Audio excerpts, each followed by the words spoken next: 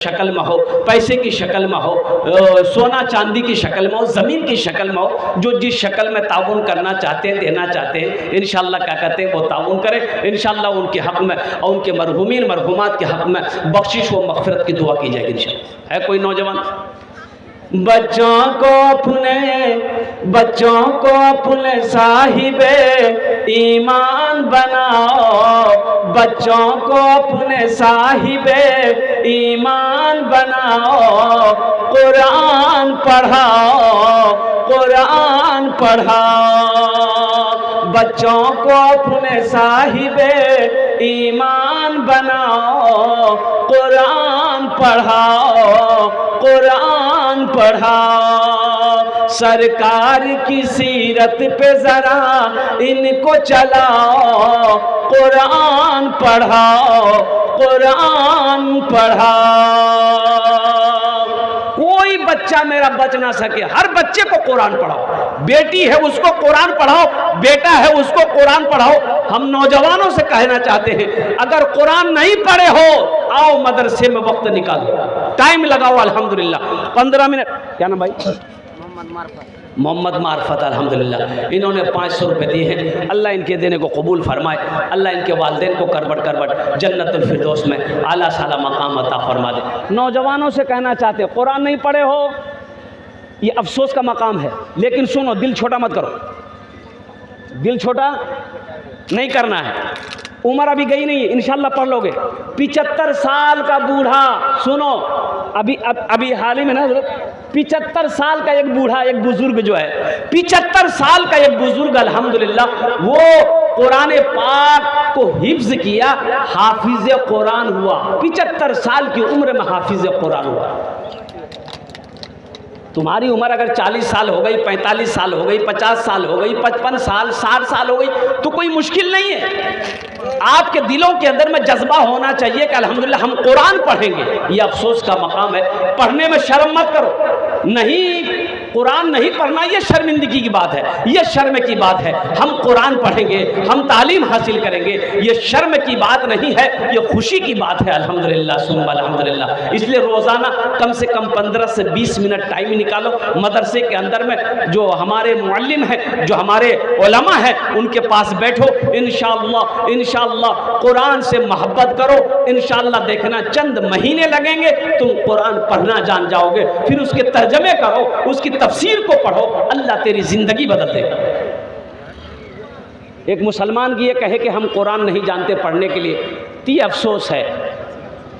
खैरुकुम मन तअल्लमल कुरान व अल्लमहु। अल्लाह के महबूब जनाब मुहम्मदुर रसूलुल्लाह सल्लल्लाहु अलैहि वसल्लम ने इरशाद फरमाया, तुम में सबसे बेहतर वो है जो कुरान सीखे, दूसरों को सिखाए। इसलिए मुसलमानों, इसलिए मेरे बच्चों, मेरे नौजवानों, कुरान को अपने सीने से लगाओ, कुरान को अपने घर में रखो, कुरान की तिलावत करो और कुरान में जो अल्लाह का अहकाम है उसके मुताबिक ज़िंदगी गुजारो। इंशाअल्लाह ये दुनिया भी अच्छी गुजर जाएगी, आखिरत सवर जाएगी। असल मंजिल तो आखिरत का मंजिल है, असल फिक्र तो आखिरत की फिक्र होनी चाहिए। दुनिया जैसे गुजारोगे गुजर जाएगी, असल फिक्र वहां की करो जहां हमेशा हमेशा रहना।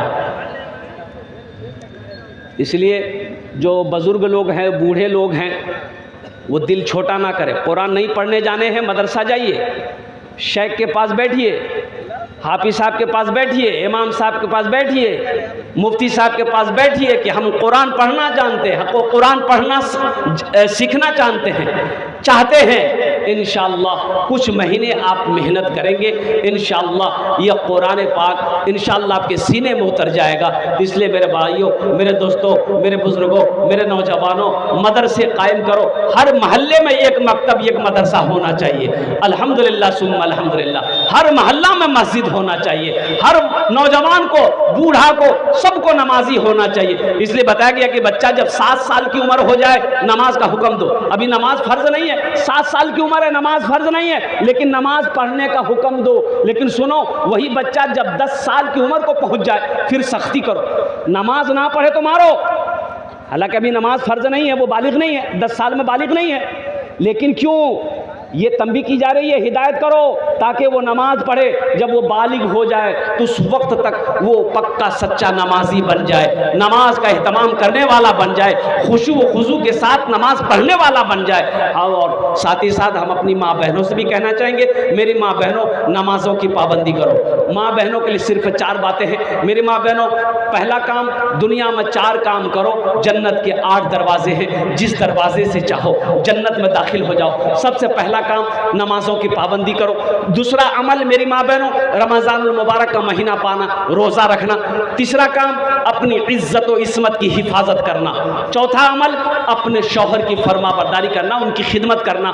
दुनिया में जो औरत ये 4 काम कर ले, 4 अमल कर ले, इंशाअल्लाह जन्नत के जिस दरवाजे से चाहे जन्नत में दाखिल हो जाए। तो मुअज़्ज़ज़ सामीन किराम, अल्लाह पाक की बारगाह में दुआ करता हूँ कि अल्लाह जो बातें मैंने कही है हमारे बच्चों को, नौजवानों को, बूढ़ों को या अल्लाह सुनने से ज़्यादा अमल की तौफीक अता फरमा दे। आमीन बोले अल्हम्दुलिल्लाह। और साथ ही साथ नमाज़ें पंजगाना, मेरे बच्चों मस्जिदों को आबाद करो। मस्जिदें आबाद रहेंगी, अल्लाह तेरे घर को आबाद करेगा।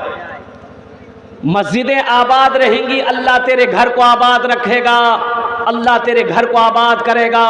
इसलिए नमाज का वक्त जहाँ भी हो जाए, जहाँ मिल जाए वहाँ नमाज पढ़ो। दुकान करते हो, बिजनेस कर रहे हो, मस्जिद दूर है, दुकान में नमाज पढ़ लो। सफ़र घर में हो, मस्जिद में अजान हो रही है तो जमात के साथ नमाज अदा करो। इन्हीं चंद कलिमात के साथ मैं अपनी गुफ्तगू को यही ख़त्म करता हूँ कि अल्लाह अच्छा मुसाफा कर लो मेरे भाई आकर के। अल्हम्दुलिल्लाह कुछ लोग हैं जो एक नौजवान ने 500 रुपये दिया है और शेख का कहना है कि अगर कुछ लोग कुछ देना चाहते हैं अल्हम्दुलिल्लाह मदरसे में तो बड़ी बात है। देखिए अगर आप कुछ पैसा पॉकेट में है, पहले भी आप दे चुके हैं, अगर ये पैसा को लौटा कर अगर आप घर लेकर जाएंगे तो ये तो खर्च हो जाएगा।